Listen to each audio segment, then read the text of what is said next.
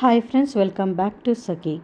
Scene Anandini సింహాద్రిని తీసుకొని తను కారు పార్కింగ్ చేసిన చోటుకి పిలుచుకొని వస్తాడు. సీను బండిలో ముందుగా వచ్చి అక్కడ ఆగుతాడు. వెనకాల ఆనంది సింహాద్రి బండిలో వస్తారు. మామ ఇక్కడే ఆగండి అంటూ బండి దిగి తను కారు పార్కింగ్ చేసిన చోటు ఇదే అని చూపిస్తాడు. ఏమైంది సీను అని అడుగుతుంది ఆనంది. అమ్మాడి, ఒక అరగంట సేపు ఈ కారు ఈడనే పార్కు చేశాను అని చెప్తాడు సీను. ఎగ్జాక్ట్గా ఈడనే పార్కు చేసావా?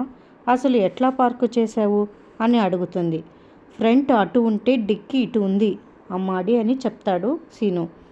అయితే డిక్కీలో శవం వేస్తున్నారు కాబట్టి ఇక్కడే మనకి ఏదైనా క్లూ దొరకాలి అని ఆనంది చుట్టూ చూస్తుంది.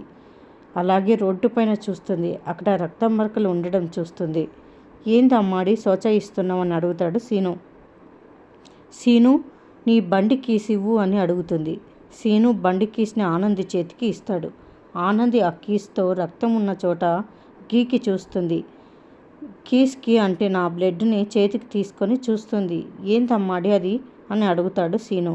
రక్తం అని చెప్తుంది ఆనంది. అది విన్న సింహాద్రి సీను షాకింగ్గా చూస్తారు. మరిన్ని అప్డేట్స్ కోసం ప్లీజ్ సబ్స్క్రైబ్ చేయండి. Thanks for watching.